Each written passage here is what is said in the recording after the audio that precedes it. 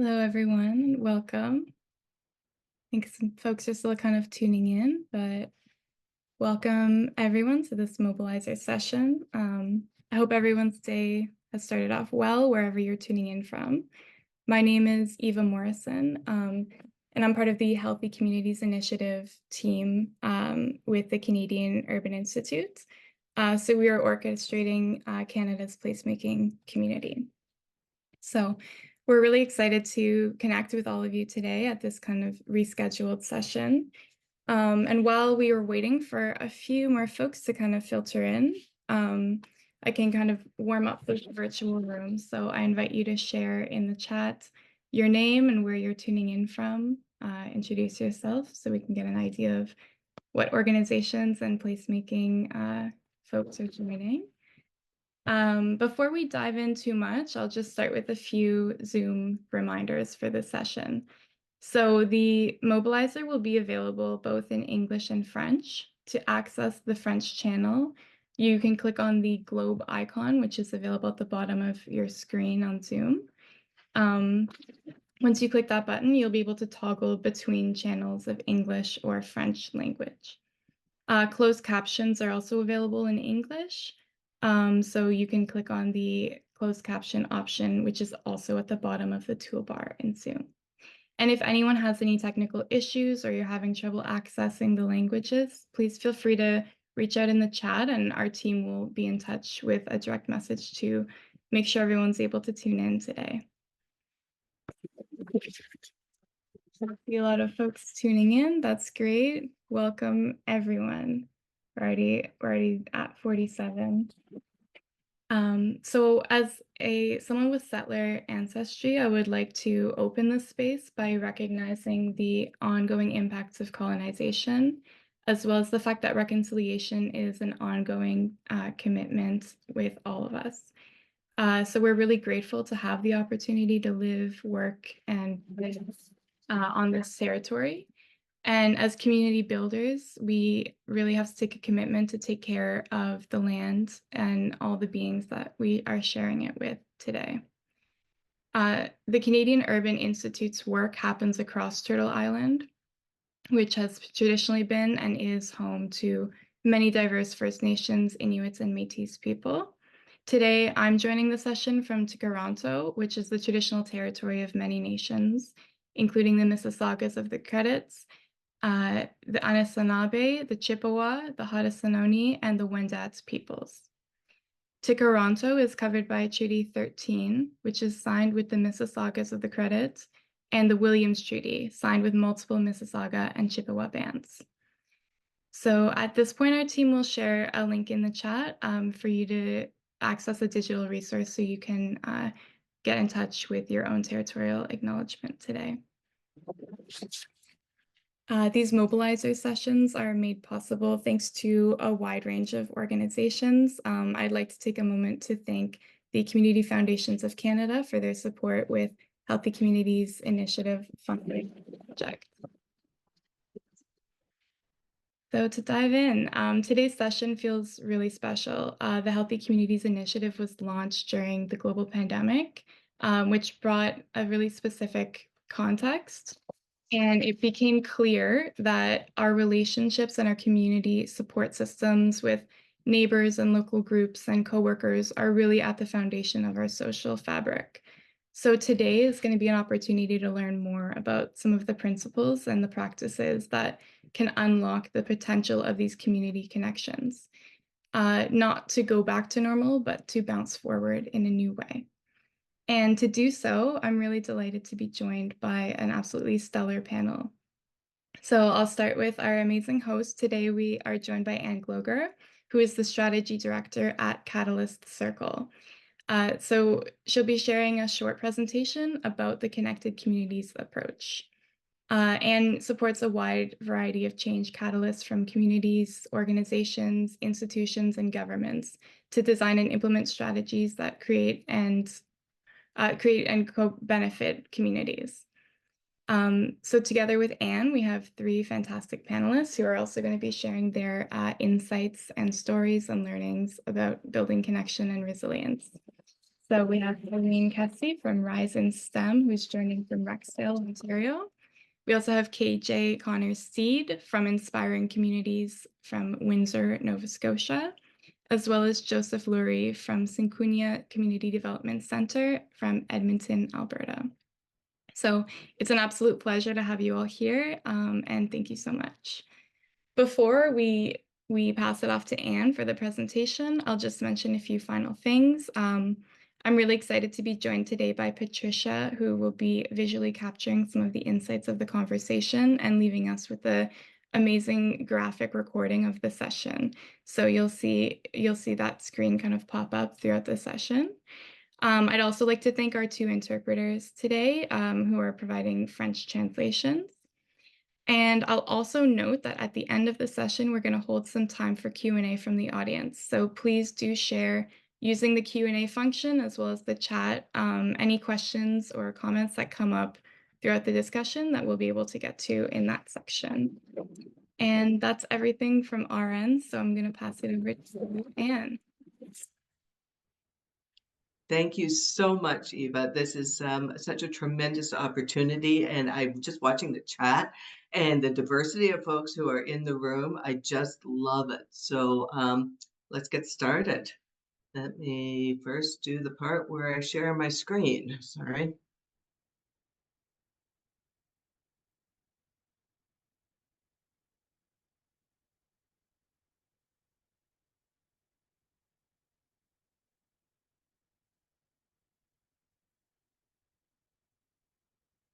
Right, everybody can see that, I'm assuming.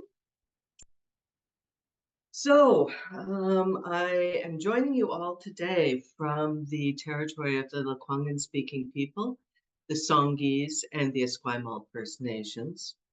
I'm a lifelong resident of Turtle Island and recognize that this country, Canada, with all its many strengths, was built upon a dark past of stolen land, forced labor from people who were brought here during the transatlantic slave trade, environmental degradation, and a myriad of other injustices that in many ways continue today.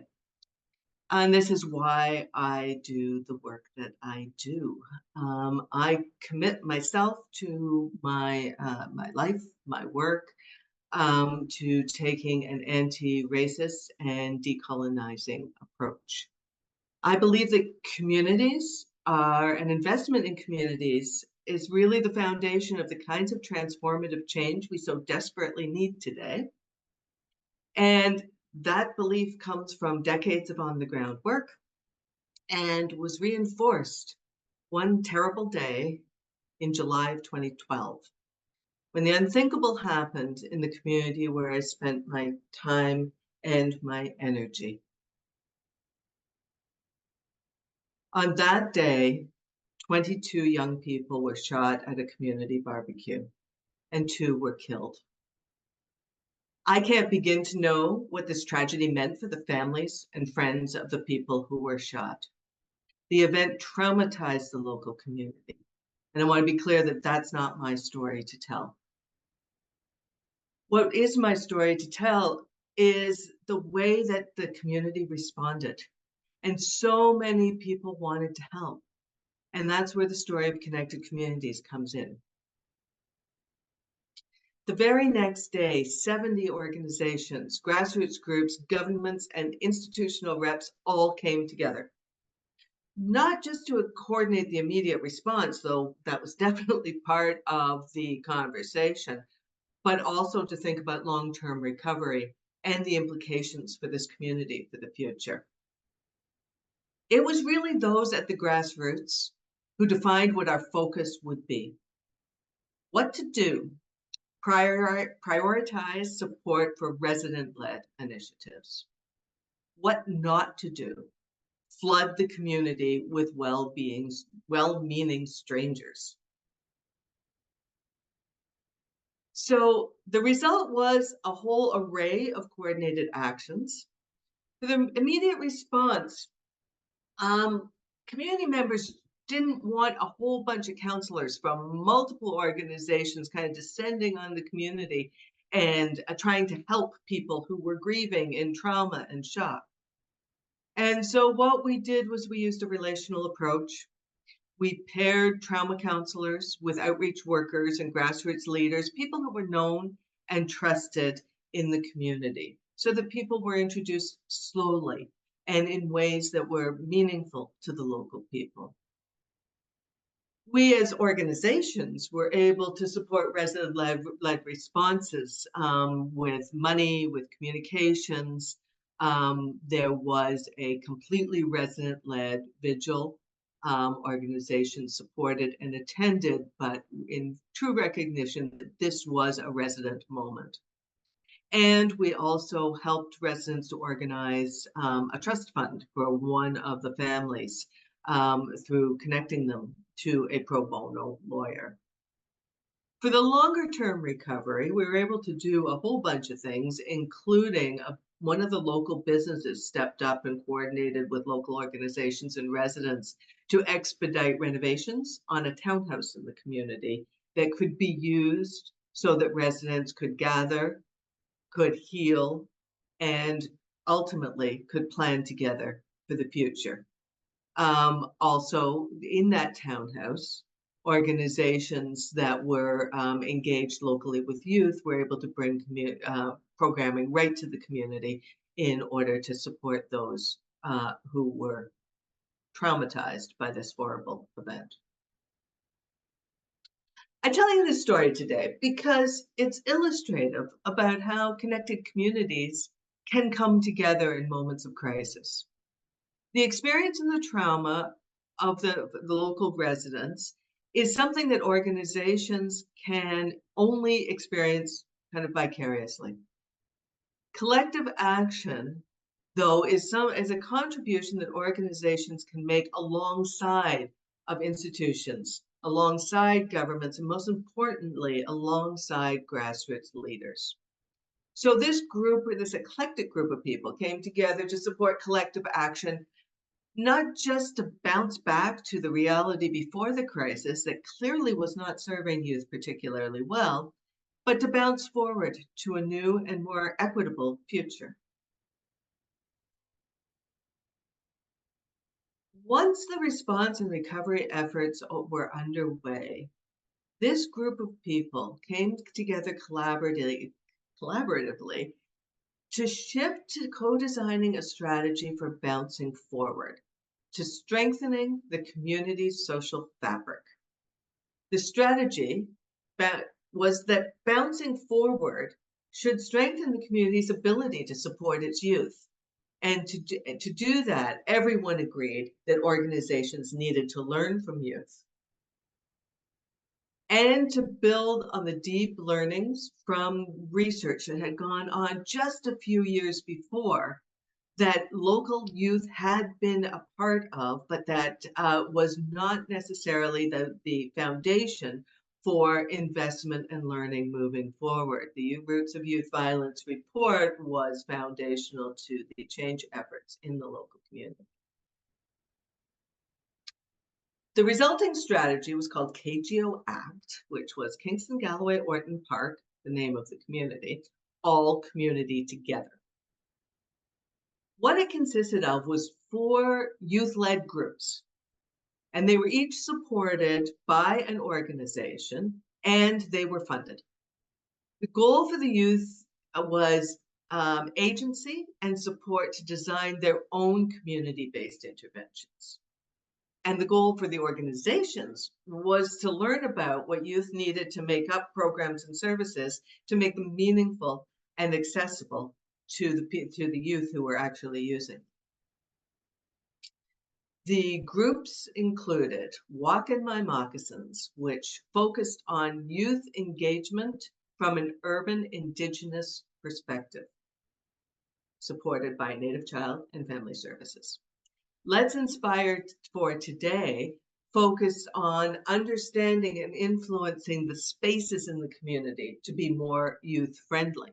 And it was supported by East Scarborough Boys and Girls Club and University of Toronto Scarborough campus.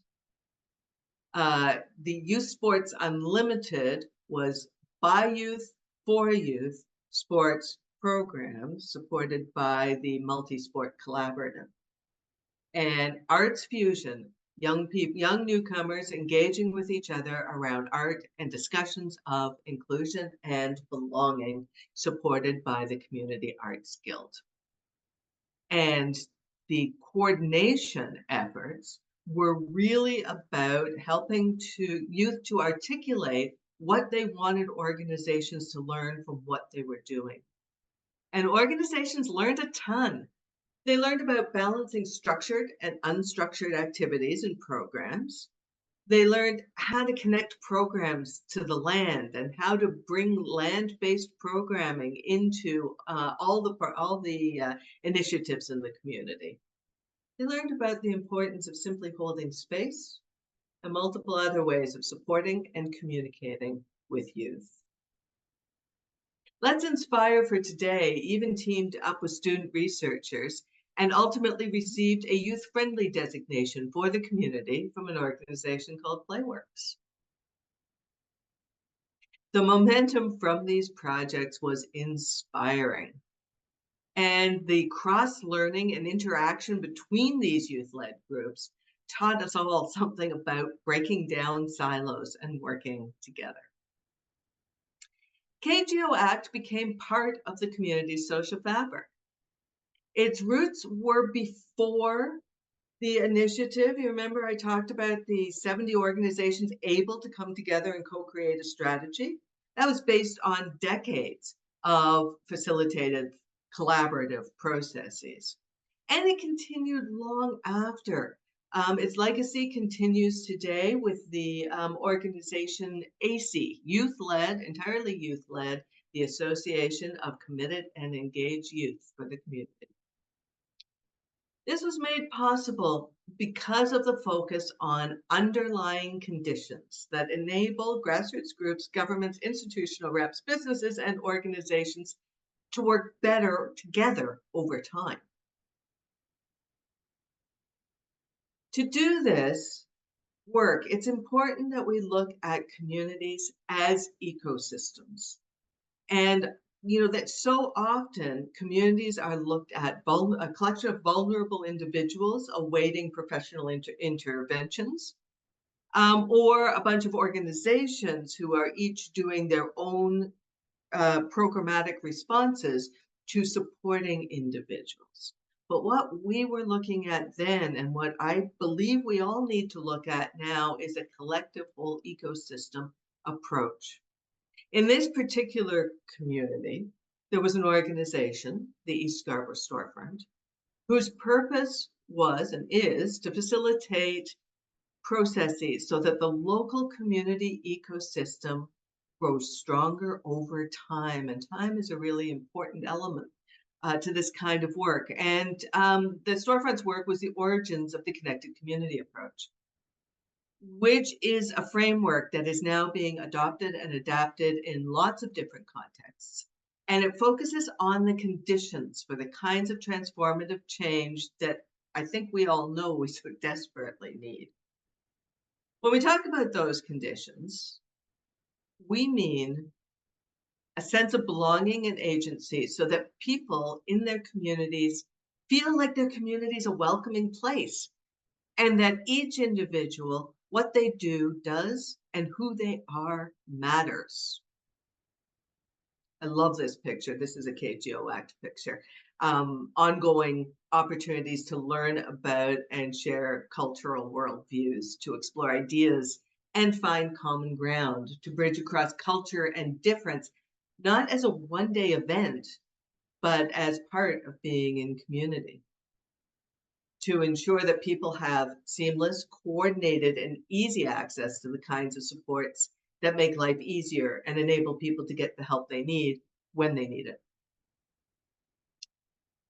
Entry points to the democratic process, systems change work, and opportunities for meaningful civic engagement, and I put the emphasis on the word meaningful. A sense of a collective and reciprocal relationship to the environment. Indigenous peoples have taught us over and over again that a connected community is nothing without the environment that sustains it. Meaningful relationships and trust among people and between people and institutions, which unfortunately is often woefully lacking. Which means that organizations and institutions need to play a role in learning and unlearning ways of being in and with community. By examining barriers to opportunity from multiple points of view and exploring with community what small scale and large scale changes can be made to remove those barriers.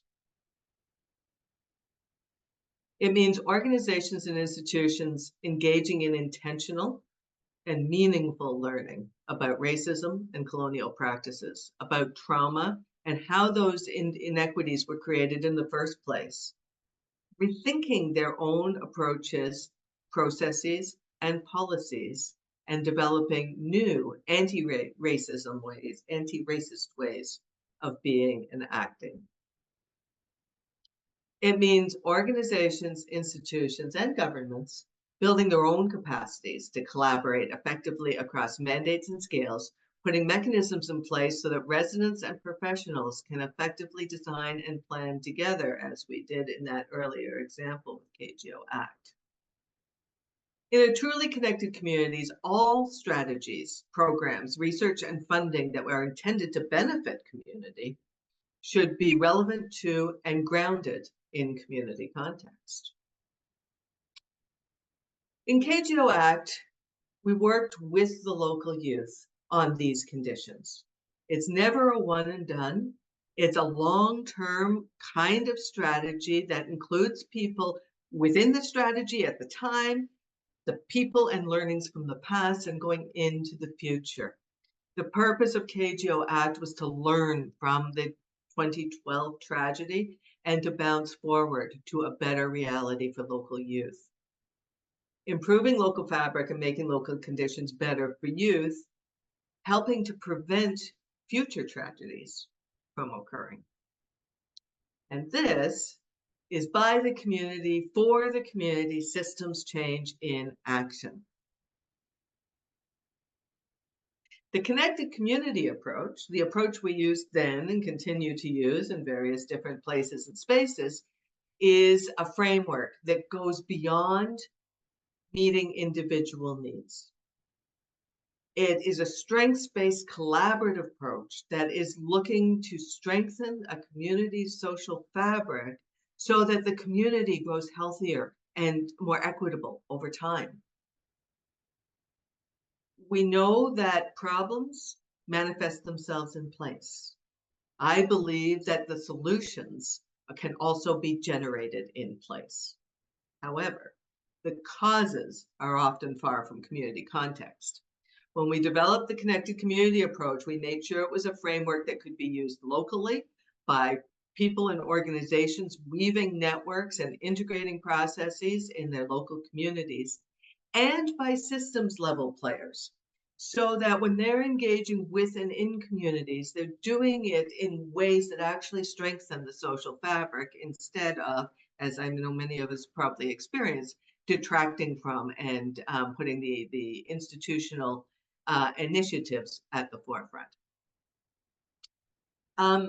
Connected community approach, it's not a one new practice. It is a uniting of the ideas and principles from community development, from social innovation, from placemaking, from deep equity, from complexity theory, and so many others, and focusing them in a local context. Connected community approach can, in fact, help strengthen many of the efforts that are already underway, including placemaking, which is in and of itself is creating local spaces where social fabric has the potential to develop and thrive. Libraries in communities are increasingly being recognized as critical to communities' social fabric. And community hubs have been springing up across the country as places where people can both access service and nurture connection. The visions of municipal plans often emphasize connectivity and social fabric. Health and health promotion and health equity efforts can all be supported by connected community approach and can focus on those conditions, that social fabric that help strengthen the community. Connected communities is an evolving and iterative practice that learns from and supports people and organizations across the country who are focused on the conditions that foster inclusion, belonging, equity, and that are inherent in the social fabric of their communities. It won't be a surprise to any of you to know that careful weaving of social fabric is fundamental to the worldview and teachings of many Indigenous nations and cultures. And community connectedness can certainly be found in many African and Caribbean cultures. In fact, I was on a panel with a grassroots leader a few months ago, and when she was asked to define a connected community, she simply and promptly said, "My hometown in Jamaica." There are also initiatives like LED Lab in Vancouver, which seeks to strengthen social fabric towards economic prosperity in Vancouver's downtown east side. Or, as we'll later hear in the panel, Inspiring Communities in Dartmouth, Nova Scotia, which is committed to place-based collaboration as the road to equity-centered systems change. As a society, we celebrate connectedness. We talk about the heroes who step up during a crisis. There's lots of evidence pointing to the value of social capital and social cohesion and belonging. And there are cries from communities for nothing about us without us approaches and increased understanding that trust is fragile and a critical ingredient to a healthy and equitable society. And yet, little systems level support or funding for nurturing this kind of these underlying conditions are in place, the conditions that we need for this kind of transformational change to take place. Recent academic papers identify connected communities as having enormous potential in creating the kinds of resilient communities that we will need to alleviate some of the challenges that we see today. What if we use the connected community approach to intentionally prepare for, respond to, recover from, and bounce forward after local crisis events? When we nurture social fabric, communities become more nimble in their response, which lays the foundation for by the community strategies to address all kinds of crisis events, not just acts of violence. Take, for example, the COVID-19 pandemic. It was a mental health, and economic crisis for communities across the globe. In Kingston, Galloway, Orton Park, the local response could be immediate and collective.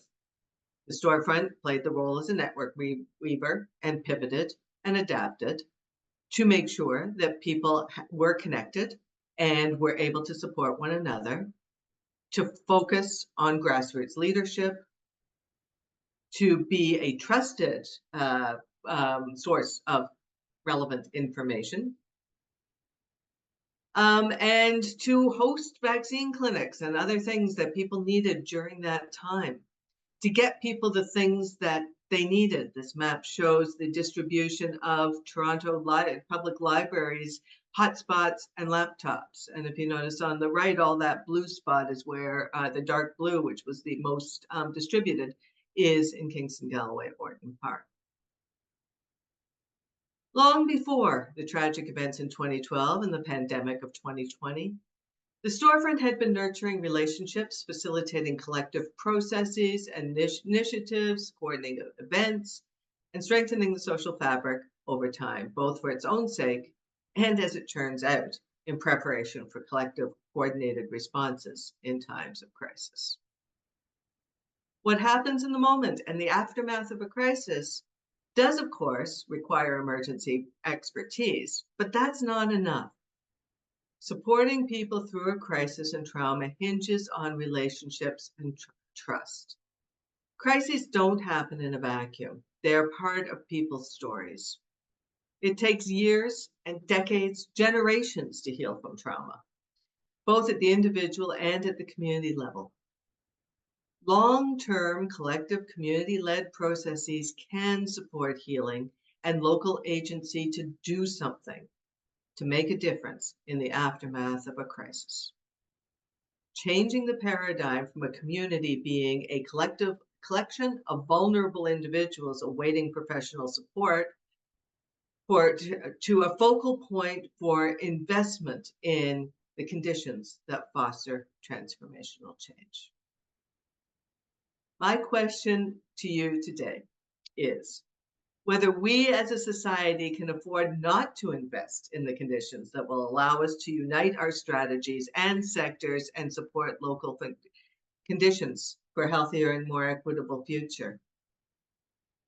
Nothing will assuage the pain and trauma of that terrible day in 2012.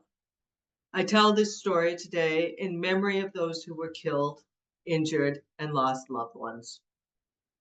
May we continue to find new ways of supporting our young people in communities so that they can grow up in healthier, more equitable, and resilient communities.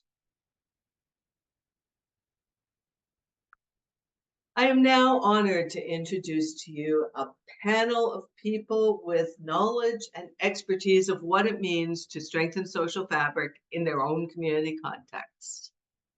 Kjeld, Joseph, and Irene, it is a pleasure to have you join us here today. And I will stop sharing my screen so we can look at your beautiful faces.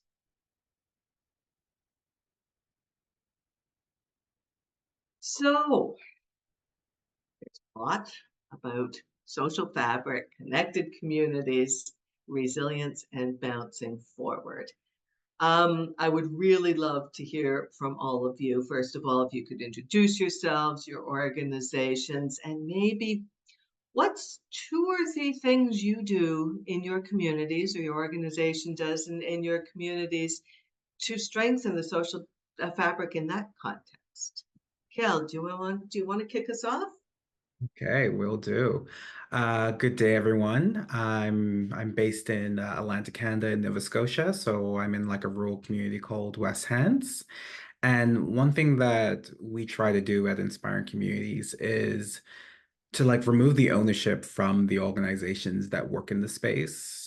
What we've realized has happened is, especially as social innovation has become popular, and more investment has come into the sector, we've seen the shift move away from communities actually incubating and ideating and owning the IP and the organizations holding in control. So from our organization standpoint, we try to center the work around the community champion and built that ecosystem and connect them throughout Atlantic Canada to ensure that they're able to thrive. But then also we try to have like the 7th generation approach with it, where we look at how can we connect with individuals who are a little bit down the road, but want to follow that North Star. So we build capacity, especially in the BIPOC space, where chances are most of the people who are doing the work are the only ones in the space.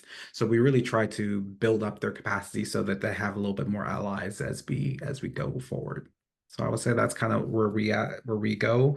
And I think 2 things I do want to bring up is the ability to be flexible from an organization standpoint. Saying that the IP is not ours is actually community. Kind of, I always get pushback around it, where folks look at me just being like, but like, how are you owning, like how are you building the thing? I said the fact that we built the environment, that's the product or the service that we provide. We want to ensure that we're able to incubate and accelerate social change so that we create networks that allow folks to grow. I gotta tell you that does my heart good. I was so excited when I first ran across Inspiring Communities and the way in which you work. Thank you so much. I look forward to delving deeper into that. Joseph, do you want to tell us about your work in Edmonton? Yes, I'm Joseph Lurie here. Like I said earlier, I'm holding a lot of different hats here, but today I'm representing Sinkunia Community Development Organization. A lot of the work that we do here is with newcomer seniors and newcomer youth. And so as we do that work, the principles are connectivity and inclusivity, so that each and everyone in the neighborhood get to know themselves. The seniors are not isolated. the youth are not getting engaged in other stuff that would get them into trouble, but they are engaged in knowing each other and they are using their energy in a positive way. That's the short introduction I can say about myself. That's a beautiful thing. The idea that newcomers are intentionally held as they integrate and settle and find their feet, not just for the technical things that they need, but also how do you integrate into this pre-existing ecosystem? I love that you're doing that important work. Irene, so tell us about your work in Rexdale. Yes, hi everyone. So my name is Irene Kessie. I'm, as Anne mentioned, based in Rexdale, which is within the Etobicoke community west of Toronto. And so Rise in STEM, we are a youth-led grassroots initiative, and we're all about promoting STEM learning and leadership among youth across underserved communities. And so we offer a variety of programs from tutoring, mentorship, leadership development, and most importantly, supporting youth to build their technical skills and just awareness of the many pathways that are available to them in STEM. Because often enough, they think you have to be a doctor or nurse, but there's so much more to that. So we really try to broaden their horizons and create opportunities for them to tap into their potential and just discover things that they may be interested in. Because just from my personal experience, I went in think I wanted to do science, but I learned about research, I learned about policy, I learned about public health, and there was just so much more at the tip of my fingers. So our goal is really to ensure that youth have that exposure. And in terms of a practice that we try to weave, I would say is really getting integrated into the Rexdale North Etobicoke community. And so one of the ways we do that is that we're part of the residential council. And so that is led by the community development officer for that neighborhood. And it consists of residents, community leaders, youth workers, representatives from the colleges in the area. It's really a good mix of everybody in that community, and they meet on a bi-weekly basis. It used to be in person, now it's like hybrid since COVID. And we really kind of speak to priorities. We create collective priorities for the neighborhood and really work through those throughout each meeting. And I think being part of those conversations allowed us to not only build those connections, but also establish our credibility and connection in the community.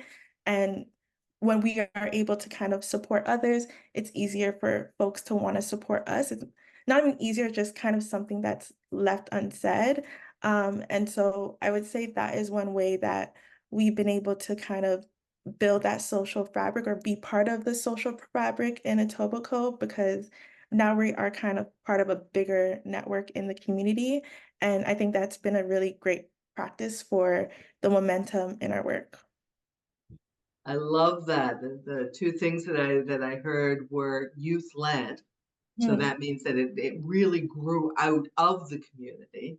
And then the other was the diversity of players at that table you're talking about, and that real ecosystem of players trying to make change in their community. So it's not one isolated youth-led group, trying to bang on doors and make themselves heard. There is that kind of network in place, which to me is just so critical. So really delighted that you're here to bring that grassroots perspective, because it's not easy to start a grassroots initiative.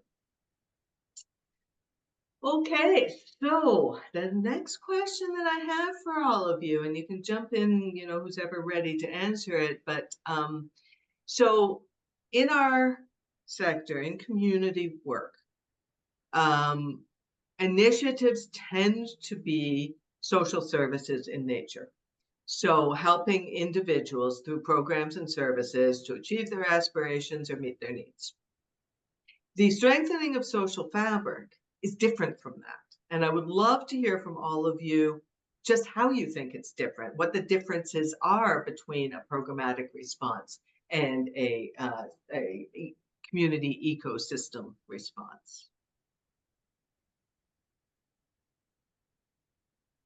Who wants to jump in? Go for it, KJ. when I think of this, I always try to actually merge the two. I think, and hopefully there's no funders over here, but I think think there are. I think the atmosphere of funding the type of work that each of us are doing here today basically creates the environment and creates the third sector in particularly to have to pick sides and create this mission drift all the time where we really don't take the time to sit and breathe and ideate and have this this research and development approach to figure out how can you actually weave the problematic approach into building the framework to create a sustainable ecosystem in the different spaces that you're in. I think that's kind of how I see it as is like I think because of the financing side of the work that we're doing is one very political. Like I can only speak from my experience in Atlantic Canada. In the last 10 years, we saw like an influx of funding for, social innovation and really diving into systems change. And then overnight, with the change of governments, going from one color to another color, we've seen a drastic shift in organizations having to either put their innovation work, especially in the social community space, on hold, or simply have to walk away or watch a lot of organizations actually sunset. So I think a lot of it stems from the financing aspect, and really not allowing the sector to have that space to kind of redefine what does systems change look like from an organizational standpoint. Yeah, yeah, and that both and I heard you say as well. We often, and I'm sure you do as well, tell the babies in the river story, where a woman was walking by a river and saw babies struggling in the water, and she starts wading in and grabbing the babies out of the water, and another woman runs by and says, "Quick, help me pull these babies out of the water." She says, "I can't, because there's somebody upstream throwing them in and I've got to get them to stop." Yeah. The babies can't wait for systems to change. And so, there's so much, and I appreciate so much what you said, because it really is a both and. We have to work in both spaces simultaneously. Yeah, what are your thoughts? Oh, sorry, KJ? And go upstream. I think And that go upstream. Absolutely. And communities being part of the upstream solutions, as opposed to communities deal in the downstream effects, and governments, institutions, think tanks, social innovators deal with the upstream pieces, which is unfortunately a lot of what happens right now. Yeah. Joseph, Irene, do you have any Yes. thoughts on that? Well, I mean, I appreciate what Jill has said. And in terms of what we do, we work under the motto that it is, by the participants, for the participants, and with the participants. And as such, like I said earlier, we work with the most vulnerable, that's the seniors and the youth. And so in the neighborhood, we try to do a bit of some outreach. We do a bit of pulling people out, and to that we added gardening. And with gardening, say over the weekends, people come out in their big numbers. And so it is an opportunity for people to know themselves, for people to share information, for people to share their experiences. Most of those who are involved in that are those who are coming from war backgrounds, who have a lot of terrible experiences. They are traumatized with all those experiences. And so that coming together allows them to share their experience, to make friends, and to feel safe in the community. And so such an approach is quite different from the programmatic one, because this one is just a flow that happens. It weaves in automatically. With no strings. But with the programmatic one, you got to look into how you are funded, what outcomes you're supposed to attain, And so you are focused on more fulfilling what is outlined in that funding than allowing people to do what really pleases them and what they find their joy in. And so because of that kind of methodology, yes, we have gotten out, dozens and dozens of seniors. If you look at the quilting program, there are more than 25 seniors there. If you look at the youth, there are more than 50. They go into the gym and they do what they want. And they also get some supports like tutoring and talking about, how you can stand out as yourself and not be a follower. Talking about leadership, but not the leadership where you think one person is our leader and we are followers, and say, how are you unique? How different are you? And so these kind of practices would usually be short-handed if we are to follow the model of the funding that we get. But as people come out and we do it without that, it becomes easy for that connectivity to happen. And as such, it fosters the vibrancy within the neighborhood. It also develops their resiliency to try to overcome some of that trauma. And then they develops the sense of solidarity and the connectivity that I talked about. And so under that, we easily work with the principles of openness and welcoming and inclusivity. So I think those are the parallels that we get, because on the other side, when it's programmatic, you got certain objectives and goals to accomplish and outcomes to meet. But on this other side, it is a free flow and everybody has the ground whenever your turn or your chance happens. Thank you. Oh, I love that, Joseph. I went three things that really stuck out to me was joy.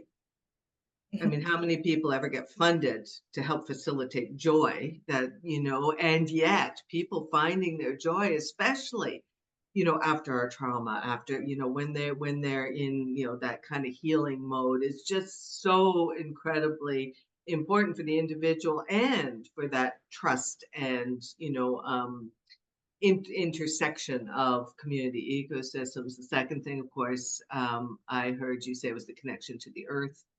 Hugely important. The putting your hands in dirt, there's something magical about that. And the idea of what placemaking should be about, right? So you don't need to run a gardening program. You need to make gardens accessible for people. You don't need to run a sports program. You need to make gyms or sports courts accessible to people. So, I love that that difference between, again, we'll talk about funding in a minute. I think funding is just going to come up all over the place, but you have to maintain those things. You have, you need soil, you need access to water, you need all those things, which require ongoing investment. That's not a program. Beautiful, Joseph. And Irene, how about you? What do you see as the difference in your work between a programmatic and a connected community response? Yeah, so I think with our work, the biggest fundamental difference is us being youth-led. So hiring youth, working with youth as partners. And I think we're seeing that a little bit more now, but I would say with traditional programming, especially when we started in our community, is often planned and led by adults who then deliver it to the youth. And so similar to like what Joseph mentioned, and I believe, Anne, you highlight this in your presentation, that by the youth or by the community for the community model. And I believe in our recent years, we've been able to create many paid roles for youth advisors, youth leaders, youth facilitators who work with us to not only conceptualize, but also implement our different programs. And I would say there has been quite a bit of a learning curve for some students, and it does take time to build that capacity and create space for just getting to know each other and being comfortable. But I would say that would be a big difference as well, that we incorporate that time for building up the capacity of young people and getting them comfortable into our programming or into just the role that they're taking on. And I find that with our programs and activities that are led by youth, they're much more receptive to the young people in the community because they often know of the students or they see themselves in them. They're much more relatable, especially when we have high school students working with us. And a lot of them kind of ask, like, how could I take on that role next year? And so I would say overall, we have this kind of bottom-up governance model where our strategic direction, our program planning is very much informed by the needs and the wants of the youth in the community that we're serving, like I mentioned, Rexdale, Tobico. And then I would say another like fundamental difference is that we really incorporate this pipeline effect in our programming. So having not just youth as partners, but being intentional about bringing academic perspectives, corporate representatives into the space to really showcase the diversity of perspectives, opportunities, and pathways, especially in the context of STEM, and while showing those practical supports for young people in the community. So I would say, yeah, that would be like the biggest thing in terms of like having youth at the center, but also making sure that there's like a diversity of supports around them to help them feel comfortable and confident to implement the work that they want to see. Yeah, the social context in which we all work, either in social innovation or in the nonprofit sector, these all have cultures of their own, right? You talked about corporate folks, academics. Each of those have their own cultures, and so often young people or residents are brought to those spaces to adapt to those cultures, right? And that can be daunting. And you talked about capacity building for the young people, which is awesome. And I would also suggest that a big piece of our work is helping people at the institutional level know how to work in community. Yeah. Right, that not putting the burden on the young people or the residents of the community to figure out how do you do this in academic speak, or how do you do this in social innovation speak, because they're not natural. Mm-hmm. And acronyms and all those things that just create barriers. So I love that you're building that. Often what I talk about is social fabric at the community level and connective tissue between the community level and that systems level. Yeah. And it's also building empathy of like allowing people to understand how everything is created. One thing that we try to do is at the beginning of stuff that we're trying to create is when we're working with different groups, whether it's government or other organizations or even community, we try to sit people down and just be like, how do you think policy gets created, or how do you see this policy impacting people? And we kind of try to like demystify the fact that we're here for our 9 to 5, we're just doing this job, but actually we're dealing with people. And when you're dealing with people, you can humanize the experience to ensure that you can have a human-centered approach to the change that we're trying to do. Pulling back the curtain and that value of humility, that it's not like I'm coming in with the answers, I know everything, and it's a really healthy system behind me. Oh, well, no. So yeah, to really say, to be clear with people that everybody is every system is imperfect. Yeah. And what does it look like? I love that. So my next question starts with comments about the elephant in the room, but I think we're already addressing that elephant, and that is funding.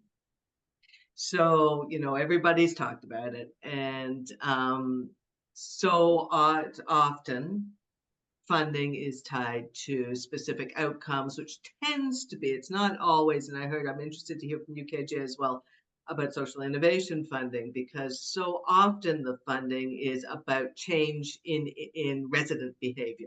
Mm-hmm. What resident behavior did your funding change, when we know that the change in systems is what's actually going to create the kind of outcomes that we're looking for. So if you're okay talking about it, I would love to hear how you go about funding your work. I guess I can get us started. So for Rise in STEM, we are funded multi-year through Ontario Trillium Foundation. So folks in Ontario are probably familiar with that. And I would say they have been able to really help us fund the core of everything that we've been able to do so far, and just get our feet wet. We haven't been able to have funding for full-time work, so I would say that has been a barrier for us as we kind of just go with the flow and do like small projects at a time. But in addition to that, we've been able to receive support from Toronto Foundation as well as Kai High. And so we're always kind of like continuously like seeking funding, especially to just be able to do the work full time and have a stronger impact in the community and beyond. But I would say in addition to the multi-year funding from OTF, the in-kind donation supports that we've been able to receive from the community has been a really big like help for us. And I think we've been able to receive that much support because as how I mentioned, we are embedded in the community, like the residential councils and the neighborhood clusters, and being able to maintain those connections over time and collaborating on different events, we've been able to receive in-kind support. So for example, like space over the past 3 years, we haven't had to pay for. We've been able to connect with local restaurants for food when we have our events. So students are also not just getting like local food, but it's also cultural food that they enjoy, and that definitely brings them into the space more. I would say time, especially from volunteers and just the youth workers in the community who've been able to support us, and just the collaboration that we've been able to have, I would say has been able to complement the funding in ways that is like priceless in a way. And I would just add in terms of like funding, I think the biggest key for us to get the support that we have been able to get is really having a strong and thorough evaluation plan. I believe evaluation and just understanding impact comes as an afterthought for a lot of people and they don't connect it to like receiving more support.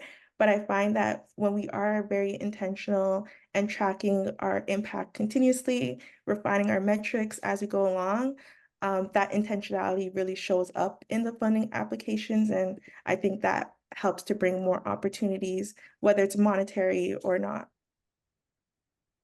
So a couple of things that I heard you say. One is what I think I'm going to hear from everybody, cobbling together a whole bunch of different things, right? Which is probably going to be a theme here.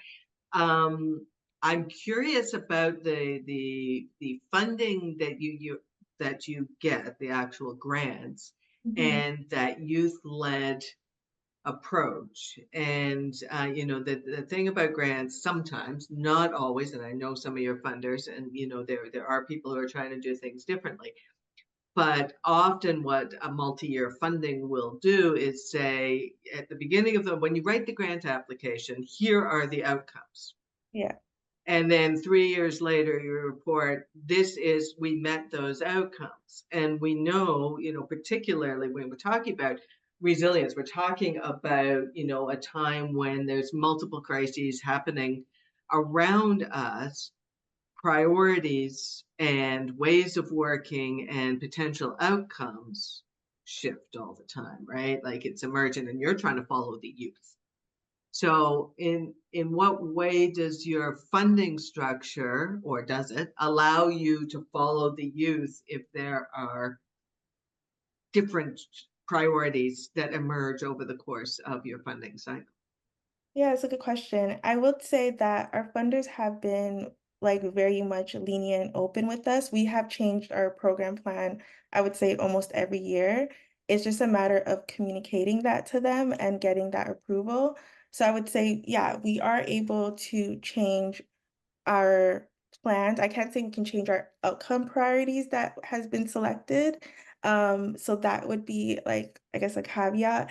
And I would say like even a barrier in terms of like evaluation, because if we're doing something a little different and it doesn't necessarily align with the metrics that they have set out, we can't necessarily evaluate what we're doing in the moment to align with the funders, but they're still open for us to do it, but we still have to do something to assess their metrics. I would say that would be, I would say, a barrier. And I think with government funders or just large funders, that is something common where they have a set kind of like metric that you have to follow. It's not really flexible. So we've been able to be creative, I would say, in that sense of like, we're kind of evaluating our own stuff, but we're also evaluating for the funder. But yeah, I would say there is some kind of structural barriers there in terms of being able to kind of pivot and address the needs of the young people that we're working with in the moment, but also doing it in a way that still aligns with the outcomes and the metrics of the funders. Yeah, the outcome fixed, how you get there can be flexible, Yeah, but the outcome, it still has to be that. yeah. Interesting. Joseph. So, I think Sinkunia has been a little fortunate in that much as with the seniors, it's funding from Service Canada that has come through for the last 2 or 3 years. And for the youth, it has been provincial funding from what they called Every Kid Can Play, just for kids to get spaces and equipment and so on that they can be rented. And so coupled with some donations from the Rotary Club of Edmonton that doesn't have any stipulations as to how you use, as long as you use it within the program that you feel that is supporting people in the neighborhood, that is fine. That has helped so much in that the lack of those strings has been key in allowing Sinkunia to go out there with the outreach and bring people together and ask them, yes, we all need each other. What is it that you want to do here? And so with some funding from Red Cross that came during the COVID time, then continued until early this year, in regards to food distribution and so on, that was where the idea of gardening also came in, that, well, if we are distributing food in the neighborhood and so many people really want the food, why don't we get people to come into these gardens and plant their cultural foods and see whether it draws them out instead of waiting to be given, these foods. And so a lot of the people came out in the neighborhood. And so at the end of the harvest period, those foods are shared. Everybody shares with those in the neighborhood. And it creates that sense of belonging, that sense of joy, and so on. And so it doesn't push us to just meet the outcomes of this funding. And fortunately, again, with the seniors program, it's the key theme there is isolationism, so that we don't want people to be isolated. And so within that isolation, we can do so many, several things, like giving them an open opportunity to talk about their experiences, share their experiences, share about their lifestyles that they had, also share about knowledge and information that they may have. And so that has helped weave them together, because it's not guided like, oh, we are working towards this and this is what we should be doing. And so even for the youth, when you throw in things that we need to do some 1-2 items, but the excitement comes from this open gym that is there, and you can go to the next room and get your support if you have some challenges with some academic work. And so it doesn't give them the opportunity to say that I'm tied to meeting something with some funding, I'm being guided. They feel they have the control, and they can choose what they want to do, much as a few things can be added in it. And so that kind of freedom and that kind of creative thinking in using that funding, and then allows both the youth and the senior to feel that this is our space, we are coming to do what we want, and we also want to hear from those inviting us as to what they want us to do. And so that cohesiveness has grown strong and stronger. Thank you. I just got the high sign that we're supposed to wrap up this part. I could talk to you folks forever. KJ, when we go to you here, I'm going to ask you what I was going to ask Joseph. And that was, do you think that the way that funders fund communities changed with the racial reckoning of 2020?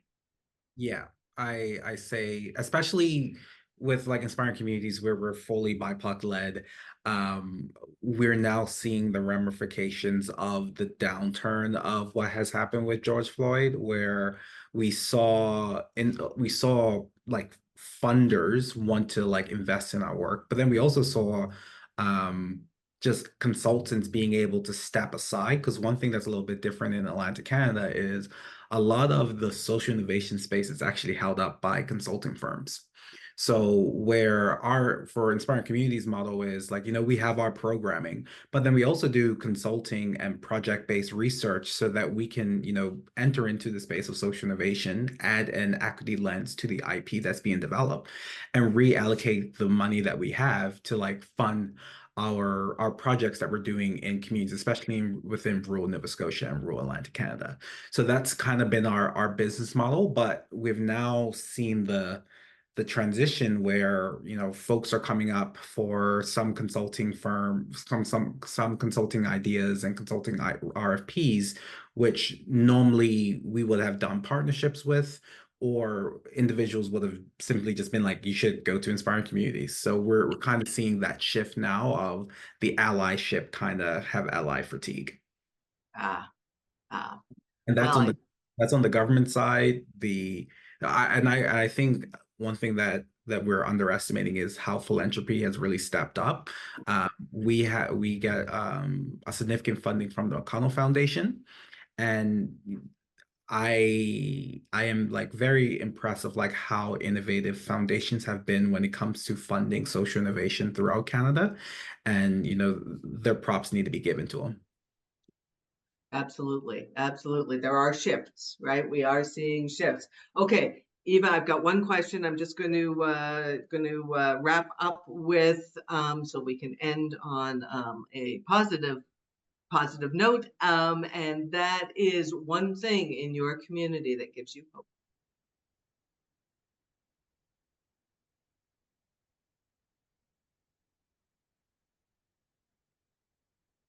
For me, I would say just the supportive and uplifting environment in the community that we work in. I think the result of the work that we've been able to do has been the openness of the people who are willing to support us, support youth, from the schools that we work in, the teachers that we work with, the community centers that we work in, the council that we are embedded in, and the different corporate and academics that have been able to come into the community and just support our programming. I think that gives me a lot of hope, because we're now seeing like that merge, or that private versus community and grassroots partnership. We're seeing that a lot more, and I think that's opening up a lot of access to resources and opportunities and just different pathways for young people in a community like Rexdale. Beautiful.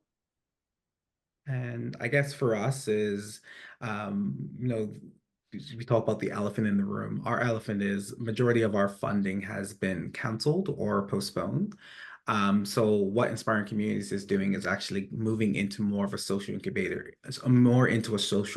and accelerator, to really build up the projects that have been, working within the organization, and create business models so that they can be sustaining, but then also adding like a social business or a social enterprise lens into it. So we're merging this nonprofit model with like the ability to raise capital, whether that's through property or developing different types of businesses and reinvesting the profits into the work that's being done. It's wild how the nonprofit world and the social innovation world grew up separately. I love that you're merging them. And final word to you, Joseph. Yes, I think what brings gives us a lot of hope is one of those neighborhoods we work in was what I would say sometimes kind of like a regional neighborhood, where people think this is a neighborhood that has to do with low income. This is a neighborhood that has to do with a lot of violence, and people become afraid to move around. But significant changes have occurred. People are able to move around. The school in the neighborhood, allows the junior high kids to come to the garden and visit, and also put their hands on. And so it has enabled now seniors to be able to come out without waiting for somebody to escort them because of fear of violence. And so it is becoming a vibrant community. It is changing its face. And so that is what gives me hope that the younger ones that are coming will not be tempted into getting into those corridors of gangs and violence and so on. And so when we see that, and then we see new leaders emerging, we see a new energy coming up, and that is beautiful. Thank you. It is, after all about relationships. Mm-hmm. I thank you so much for your insights. We've got, I think, about 15 minutes left. Eva, there might have been notes to me scrolling up. I don't like to wear my glasses when I'm facilitating, and I may have missed them. So please, I'm going to turn it over to you. And if I missed anything, please let me know. Thank you so much, Anne, and thank you all for sharing your insights on this discussion. It was just an absolute pleasure to listen in, and I'm at this time inviting everyone to share if you have any questions in the chat. One that we did receive is kind of follows up the spirit of knowledge sharing that we've had. So what challenges have you faced in building connections across your communities? It makes me wonder if there's any tactics you've been able to use to reach those folks who might not be able to access your programming. I think for me, I think with youth, especially in the neighborhood that we're in, like STEM is not really like eye-catching for them or I guess attractive. So I would say in the beginning, it was quite a bit of a challenge to have youth like be interested to come into the space. But I would say ways that we've been able to make it more appealing is like, again, hosting casual gatherings for them to just hang out and get to know us. We've been able to kind of intertwine STEM with fun things like sports, for example, is something that we're going to explore. So I think tapping into the interest of young people in ways that like they are familiar with has been very helpful for us. And like I mentioned, like bringing on youth leaders from the community that they're familiar with so that there's like representation on our team for them. So like representation from young people in the schools, not just like me being from the community. I would say that those were kind of some challenges. And again, once we were able to get into the schools, that was like a really big help because the teachers were able to kind of like advocate for us. And when we're in a space that they're learning, it's more like easier to engage versus like out in the community when they don't want to have to think about STEM, for example.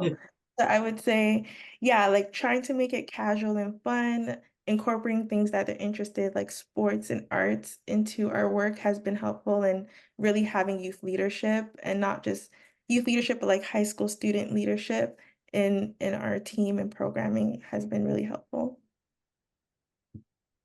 And for us, we basically encourage entrepreneurship. So when we're engaging with individuals, we treat them like consultants, and we build up their capabilities to consult for other organizations and become community navigators and community engagement folks. So our whole mindset is, paying people what they're worth. Like in the model that we said, like if we were looking at an accountant, we will pay people X number of dollars their hourly rate. So we're going to these individuals' communities. We are, building projects with them. And some of these projects are in the hundreds of thousands of dollars. The least we can do is, help them navigate the space around developing passive income through utilizing their lived experience and utilizing their experience that they have within their communities. And also bringing money into the communities, whether that's ensuring that the social procurement is localized, and the list goes on and on. Yeah, I think for us, it has been a range of strategies, and one of those strategies has been the neighborhood block party, where we work with the food bank and try to, quarterly get some stuff that we can fire up for the neighborhood, and people come out into that block party again. The strategies of door knocking when we went doing that food distribution, which resulted into the gardening, has been great in that you cannot believe how many people in the neighborhood really want to get involved in gardening and see their cultural foods growing, and they enjoy it. And so that has been a major strategy as well. The other strategies, like I said, the Rotary Club of Edmonton has had the opportunity to donate some benches. And so the space around the garden becomes an open space where you can come with your family, sit there. There's always people to make sure that you are safe. And so that is an open space that people enjoy. The kids can play around and so on. And so those strategies pulled out people. Nevertheless, the challenge is still the challenge of fear, where people, because for many, many years, the neighborhood has made some negative names or so. And so the fear remains, but it is dwindling. So that is great. Thank you. What I heard commonality between all three of those answers is the making it resident-centered, not project-centered. Right? So not, the whole language of buy-in, we're going to get, we've got this great thing. We want people to buy into what we're doing. The looking at what people are passionate about, or what motivates people, or what their skills and talents are.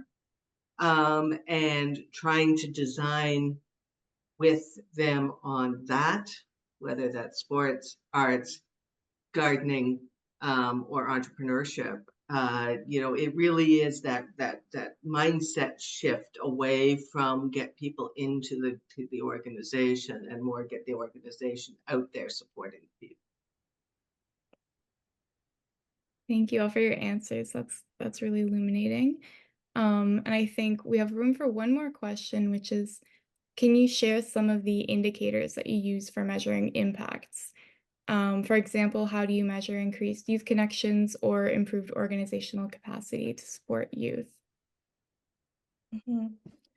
So for us, like I mentioned, we're funded under OTF, and I believe our outcome is supporting youth entering the labor market and sustainable career pathways. And so some of the metrics for us is around building professional networks, access to mentors, especially those with shared identities and experiences, access to safe spaces and educational opportunities.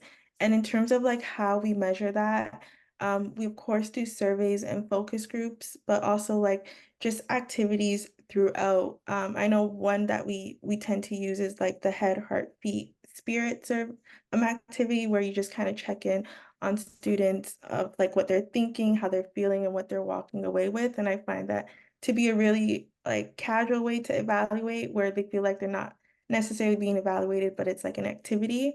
But in terms of surveys or like questions or how we would assess connections, I would say in our surveys, it's very much like statements that align with the outcomes and having students react to it.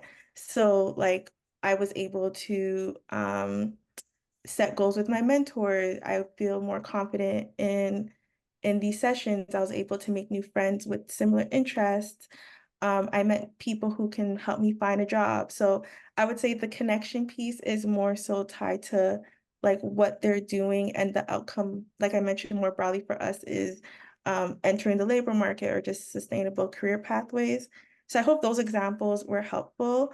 I would highly recommend you checking out Youth Research and Evaluation Exchange. They have many different outcomes, from process to outcomes, for different types of outcomes that you can pull from. They also have like just different webinars and resources on how you can develop your own surveys. And from OTF side, our evaluator is the Students' Commission of Canada, and they also have their surveys publicly available for you to pull from. So I would say starting there and kind of using those resources to kind of build on what you're doing and tailoring it to what you're doing. We work with Student Commission on KJO Act as well. Nice. Yeah, for us, I meant we measure by the number of participants and say, has it doubled, has it tripled? And if the number of participants, especially the youth, has doubled or tripled. How engaged were they? And so in answering that, that actually blew off our mind, because the youth that came really tripled, and for them to be engaged, they embarked on their own many projects that they want to do. And one of those amazing projects was that a group of youth suggested and said they really want to feed the hungry, do some 2 weekends rounding up the homeless, giving them food. And so we were able to partner somehow with Action for Healthy Community that gave some grant, and also with the food bank. And so they distributed, hundreds of plates of food to the homeless, and they felt so engaged and so happy. And they were also part of those preparing the food. They prepared the food with the support of adults and so on. So that was a very, very amazing project that came out of the engagement of youth. Thank you. And I'll just do a little quick. For us, like how we do it is we actually have in-house evaluators. So our whole concept is, we want to explore equity, systems change, but when you look at the academic knowledge or just the knowledge in general around it, it's really not there.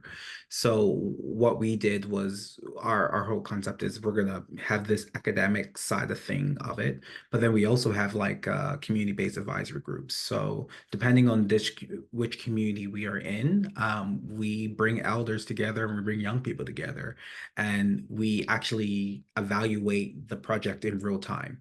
And we try to, and for our impact of success is, it's more of this, if the community likes what's happening, and if they're like, yeah, I support them, that's our value of success, because we are kind of ideating in real time.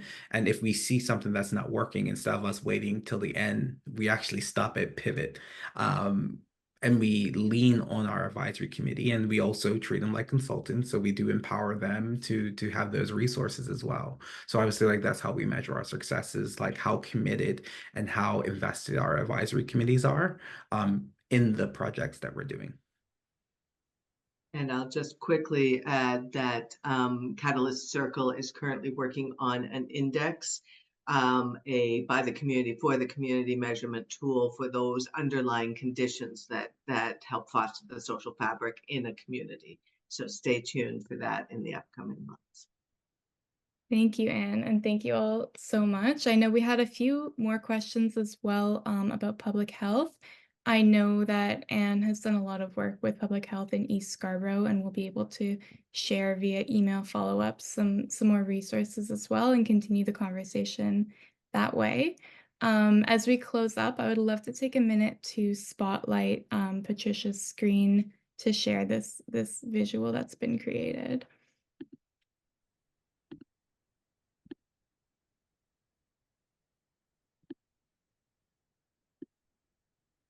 There you go. I've been keeping an eye on this kind of growing graphic throughout the session, and it's looking really, really amazing. So we'll be able to share that as well with everyone via email after. So as we close up, I just want to extend another really warm thank you to Anne and to all the panelists. This was a really engaging discussion, and I hope that everyone is feeling really inspired and hopeful. I think there was a range of tactics that were shared, and it was really, really great. So in our end, we'll be dropping a link to a feedback form as well if any participants would like to share your thoughts on the session. And I'll also be sharing a link to our newsletter and to our email, where you can keep in touch and follow along for more sessions like this from Canada's placemaking community going forward. So thank you all so much for joining, and thank you to all the participants who shared your questions as well. It's just been really great to get a sense of the different ways we can connect communities from different locations and through different kind of programming as well. So I hope everyone is leaving feeling inspired too. Thanks everyone for joining, and we're going to sign off and close off. Thank you.